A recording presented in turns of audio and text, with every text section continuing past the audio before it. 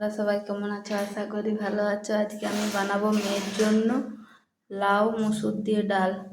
এই গরমে এই খাবারটা খুব প্রয়োজনীয়।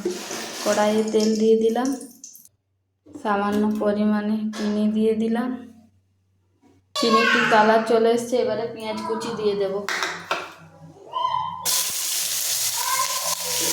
পেঁয়াজটা লাল লাল করে একটু ভেজে নেবো। সামান্য একটু লবণ দিয়ে দেবো।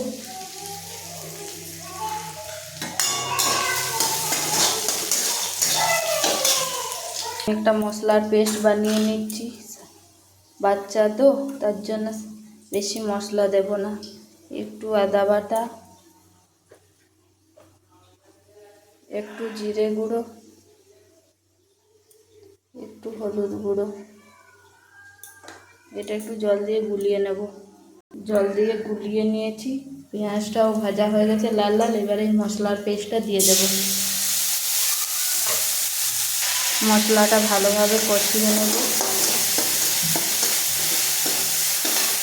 সামান্য পরিমাণে একটু জল দিয়ে দেব।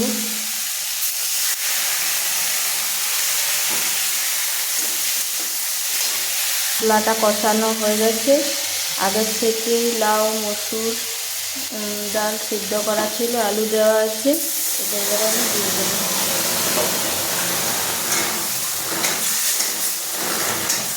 দিয়ে একটু কষিয়ে নেব। কষানো হয়ে গেছে, এবারে জল দিয়ে দেব।